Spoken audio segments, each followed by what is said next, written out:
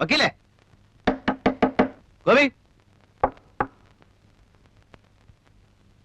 ഗോപി, ഗോപി, എന്താ ഇവൻ ഉറങ്ങിയതോ ചത്തോ? ഗോപി,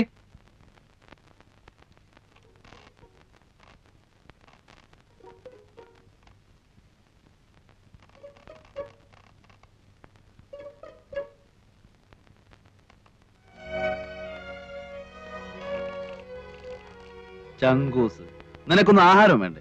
ഇങ്ങോട്ട് ഇറങ്ങി നിനക്ക്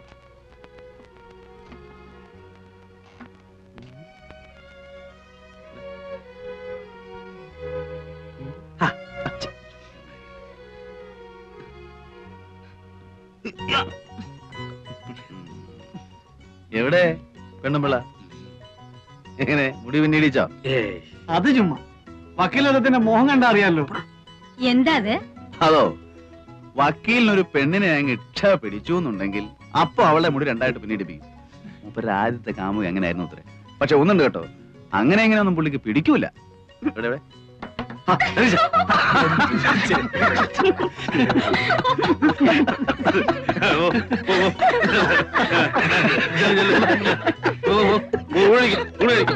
ഞാൻ വന്നോളാം.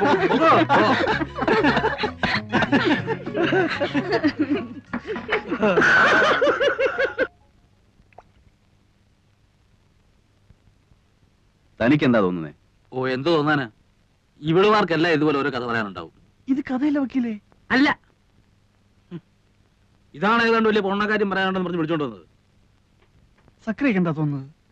ആ വിശ്വംബന്റെ കാര്യം അവള് പറഞ്ഞത് കറക്റ്റാ. ആ സംഭവം ഞാനും പറഞ്ഞതാ. ഏതാണ്ട് ഇതുപോലെയൊക്കെ തന്നെയായിരുന്നു. ആ കുട്ടി പറഞ്ഞത് മുഴുവൻ നേരാണെന്നേ. സക്രി അവളോടൊന്ന് സംസാരിച്ചു നോക്ക്, അപ്പൊ ഞാൻ പറഞ്ഞ ബോധ്യാവും. എനിക്ക് ഈ വർഗത്തിന്റെ കരച്ചിലും വീഴ്ചിലും കാണാൻ മഹാ എതക്കേടാ. പിന്നെ അവള് പറഞ്ഞതിൽ കുറെ നേരുണ്ടെങ്കിൽ തന്നെ നമുക്കിപ്പോ എന്ത് ചെയ്യാനൊക്കും? എനിക്ക് വയ്യ തല്ലുകൊള്ളാൻ, അതും അന്യനാട്ടി വന്നു കിടന്നു. നീ നിന്റെ കാര്യം നോക്ക് ഹിലാലേ, വെറുതെ ബാക്കിയുള്ളവരെ കൂടെ പുലിവാലി പിടിപ്പിക്കാതെ.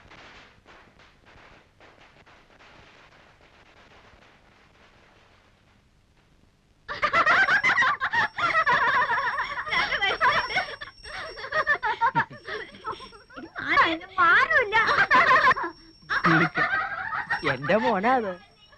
അതെ മാഷേ, അതിന് മേനോ കല്യാണം കഴിച്ചാണോ? പിന്നെ എനിക്കും ഇല്ലേ എന്റേതായ പ്രാരാബ്ദങ്ങള്. രണ്ടാ കുട്ടികള്, ഇളയവള് ഈ കൂട്ടത്തിലുണ്ട്. ഇവരിവിടെ തന്നെയാണ് വളരുന്നത്? ഹേയ്, ഞാൻ രാവിലെ വരുമ്പോ കൂട്ടിക്കൊണ്ടിങ്ങ് പോരും. മോന് സ്കൂളില്ലാത്ത ദിവസവും ഇങ്ങോട്ട് പോരാറുള്ളൂ. ഈ കുട്ടികളുടെ അമ്മയും? ഛേ, അവക്ക് ഈ പടി കയറുന്നതിന് അത്ര ഇഷ്ടമല്ല. എനിക്കും അതത്ര പിടുത്തമല്ല. പിന്നെന്തിനാ പിള്ളേരെ ഇവിടെ കൊണ്ട് നിർത്തുന്നത്? ആഹാരം നടക്കുമല്ലേ? ഇറക്കാൻ പറ്റുമോ മാഷെ? ചാലക്കുഴിയിലെ മെന്നായി പോയില്ലേ?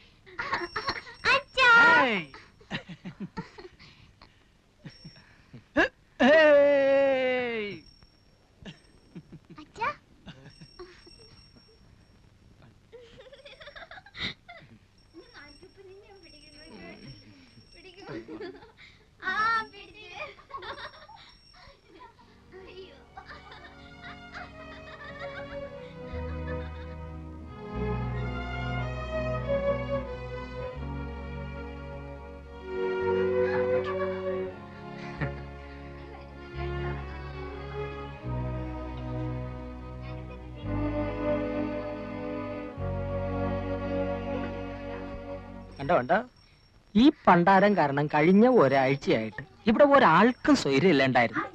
ഇന്നിപ്പം മര്യാദയ്ക്ക് പോയി കാണേണ്ടവരെ കണ്ടു, ആളും മെരുക്കായി. അപ്പോഴും മാസ്റ്റർ അടുത്ത് ഇത്തിരി നേരം സംസാരിച്ചിരുന്നില്ലേ? ആദ്യ ഇവിടെ വന്നിട്ട് ഇപ്പൊ പഠിച്ചു. അതന്നെ.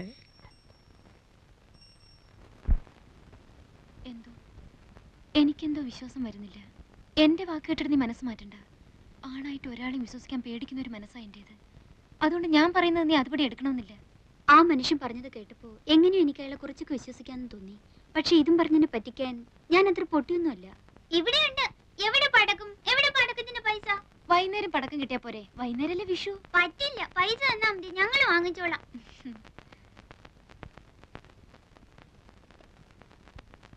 ഇപ്പൊ ഇതിന് വാങ്ങിയാ മതി. വൈകുന്നേരം ചേച്ചി അങ്ങാടിയിൽ അയച്ച് വേറെ വാങ്ങിപ്പിച്ചേരാം. നിറയെ വാങ്ങി തരാന്ന് പറഞ്ഞില്ലേ?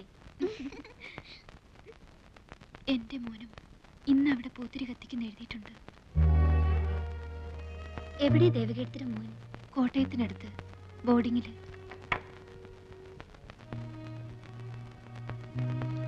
ദേ, ഇതാണ് എന്റെ മോൻ. മിടുക്കനാ പഠിക്കാൻ. ക്ലാസ്സിലെ ബെസ്റ്റ് സ്റ്റുഡന്റ് ആണ്. എവിടെ കുട്ടിയുടെ അച്ഛൻ?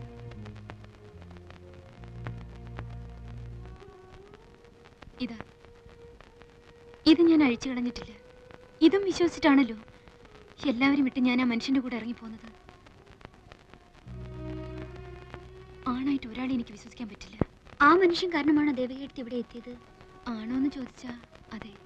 പക്ഷെ ഞാൻ പറയാം എന്റെ മോൻ കാരണോ ഞാനിവിടെ എത്തിയെന്ന്. അവനില്ലായിരുന്നെങ്കിൽ പണ്ടേ ഞാൻ മതിയാക്കിയിട്ടുണ്ടാവും. വല്ല തീവണ്ടിയുടെ മുമ്പിലോ കയറിന്റെ തുമ്പത്തോ. ഞങ്ങൾക്ക് ആർക്കൂടെ രക്ഷപ്പെടണം തോന്നാറില്ല. ആകെയുള്ള രക്ഷ ഒരുപക്ഷെ ഇതായിരിക്കും. അതുകൊണ്ട് നിനക്ക് അങ്ങനെയല്ല, ഒന്നും നഷ്ടപ്പെട്ടിട്ടില്ലാത്തോളാ നീ. എങ്ങനെയെങ്കിലും നിനക്ക് ഇവിടെ ചാടാൻ കഴിഞ്ഞാൽ അതിലേറ്റവും സന്തോഷിക്കുന്നത് ഞാനും ആ പൊട്ടിപ്പെണ്ണൊക്കെ ആയിരിക്കും.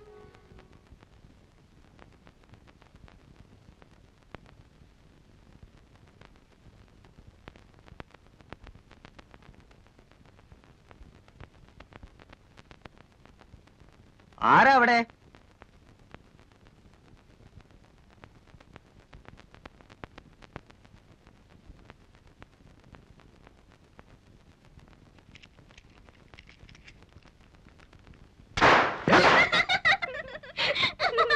എടാടാ, എങ്കി പിന്നെ ആ ചങ്ങായിന്റെ മൂട്ടിലൊന്ന് പൊടിച്ചോടാ.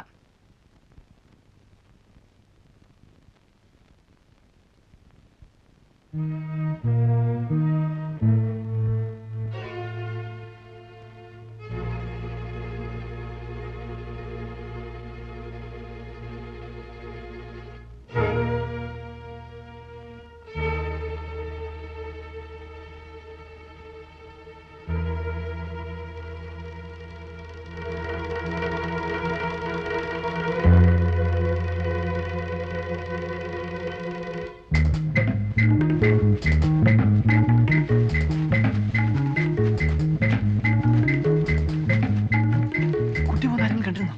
ഇല്ല.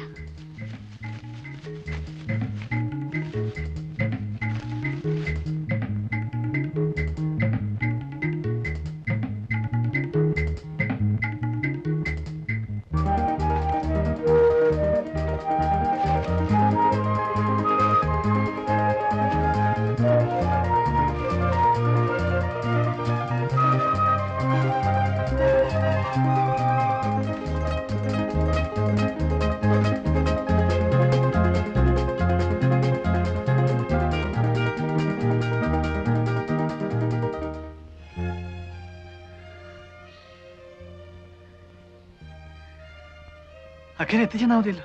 മതി.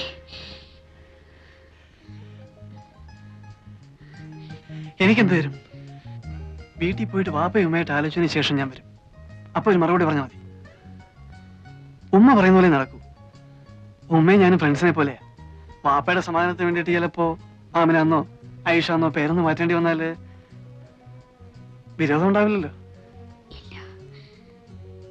ഗൗരിക്കുട്ടിക്ക് വേണമെന്നുണ്ടെങ്കിൽ രഹസ്യമായിട്ട് ഞാൻ അങ്ങോട്ടും പേര് മാറ്റാം. വരൂ.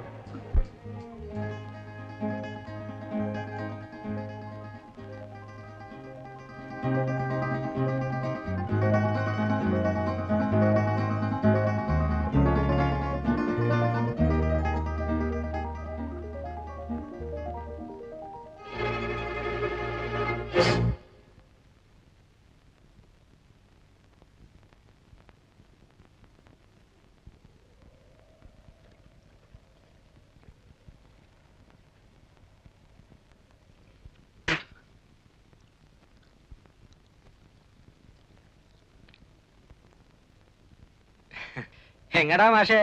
ഞങ്ങളിതാ പുഴയൊക്കെ ഒന്ന് കാണാൻ വേണ്ടിട്ട്. അതിനിത്ര ചുറ്റി വളഞ്ഞു വരേണ്ട കാര്യമില്ലല്ലോ. ഇതാ അവിടെ നിന്ന് ഇങ്ങനെ ഇറങ്ങിയ പുഴയായില്ലേ? ഓ, എനിക്ക് വഴി പരിചയമില്ലാത്തോണ്ട്. വഴി പരിചയമില്ലെങ്കിൽ ഇവിടെ വെറുതെ നിന്ന് ചുറ്റി തിരിയണ്ട. അത് ഈ പെണ്ണിനെയും കൊണ്ട് ശരി, ഞങ്ങള് വീട്ടിൽ കൊണ്ടാക്കാം. നാട് മോശാ, അതുകൊണ്ടാ പറയണത്. ഒരു നിനക്ക് പറഞ്ഞു കൊടുത്തുവിടായിരുന്നില്ലേ കഴുതേ? നിങ്ങൾ വെക്കുള്ളൂ. ഞങ്ങൾ ഇതാ പുഴക്കര രത്തിനേരെ എന്നിട്ട് വന്നോളാം. വഴിയൊക്കെ എനിക്ക് നിശ്ചയമുണ്ട്. പറഞ്ഞതനുസരിച്ചോടി നടക്കടി.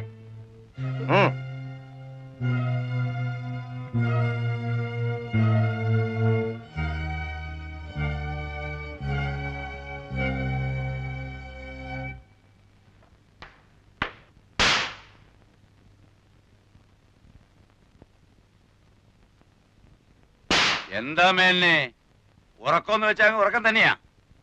മേനെ ഏയ് എന്തുറക്കമാണപ്പോ ഇത്? അല്ല നാരായണോ, ഇരിക്കുക ഇരിക്കുക. കൊറേ ആയല്ലോ, വിശേഷമൊന്നുമില്ലല്ലോ. എന്ത് വിശേഷം? അങ്ങനെ അങ്ങ് കഴിയുന്നു, കുടിച്ചും കുടിക്കാതെ. പണിക്കർക്ക് അസുഖമൊന്നുമില്ലല്ലോ. അസുഖേ പണിക്കർക്ക്? ഞാനിങ്ങോട്ട് പോരുമ്പോ ആനകളെ കുളിപ്പിക്കുന്നത് നോക്കാൻ പോണു. മൂപ്പരും കൂടും ആനയെ തേക്കാനും പിടിക്കാനും ഒക്കെ. ആഹാ, അവർക്കൊക്കെ എങ്ങനെ അസുഖം വരാനാ മേനെ? ആഹാരവും തേച്ചുകുളി എല്ലാം ഇപ്പോഴും കൃത്യമല്ലേ? അതുകൊണ്ട് എന്താ, മനസ്സ് 16 വയസ്സല്ലേ ഇപ്പോഴും? നമ്മളൊക്കെ ഒരു പ്രായ പറഞ്ഞിട്ട് എന്താ? അല്ലെങ്കിൽ തന്നെ മഹാഭാഗ്യവാനല്ലേ പണിക്കര്? മൂപ്പരുടെ ഭാഗ്യം ഇപ്പം നമുക്ക് ഭാഗ്യക്കാനായിട്ടാ തീർന്നിരിക്കുന്നത്. അതെന്താ നാരായണ താൻ അങ്ങനെ പറയുന്നത്? അങ്ങനെ പറയാൻ പാടുണ്ടോ? എന്നല്ല പറഞ്ഞത്, ഓരോ ജോലികൾ വന്ന് വീഴുന്നത് കാണുമ്പോ. ആ മകളെടുത്ത് ഒന്നിങ്ങോട്ട് വന്നി.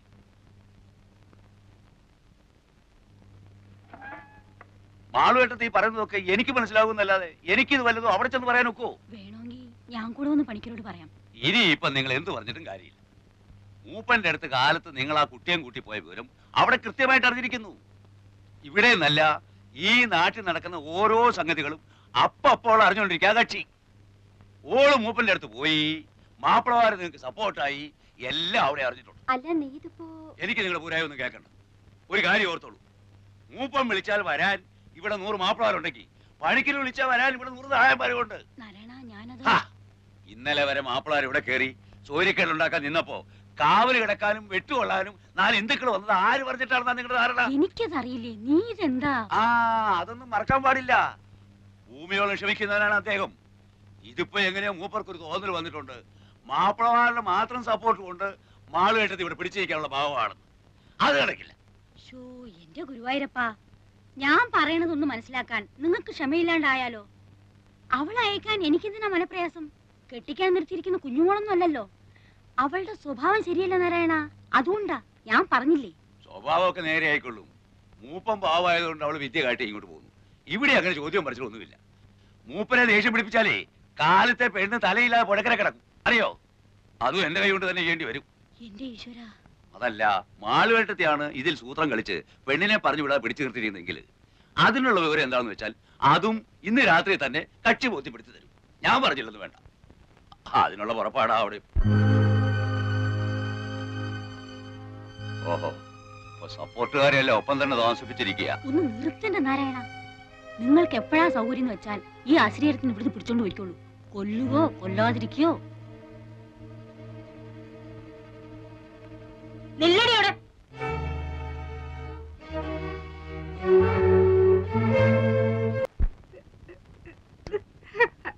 നിക്കടിയോടെ. ഗൗരിക്കുട്ടി ചാടിപ്പോവാൻ നോക്കുകയായിരുന്നു. ആയിരുന്നെങ്കിൽ കേട്ടവൾ കാശ് കാണിക്കുമ്പോൾ കൈനീട്ടി വാങ്ങിയിട്ട് ഇപ്പൊ നാട്ടിലെ 2 ജാതിക്കാർ തമ്മിൽ വെട്ടും കുത്തും. ഇന്ന് അവസാനിപ്പിക്കും ഞാൻ. നാരായണ, എടാ നാരായണ, എന്താണെന്ന് വെച്ചാൽ നേരിട്ട് അങ്ങ് പറഞ്ഞോളൂ. ഞാൻ പറയുമ്പോ നിങ്ങൾക്ക് ഒരു അവിശ്വാസമല്ലേ? നടക്കടി.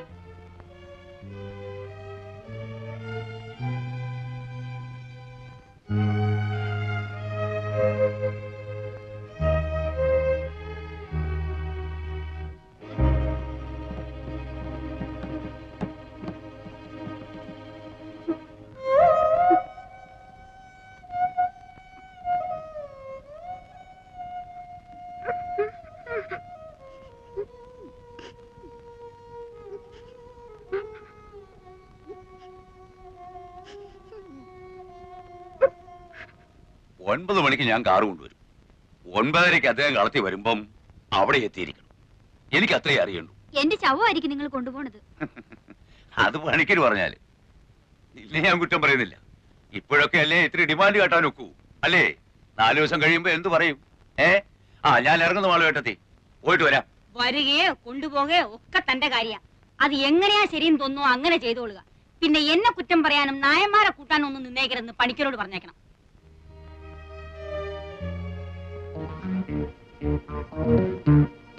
Thank you.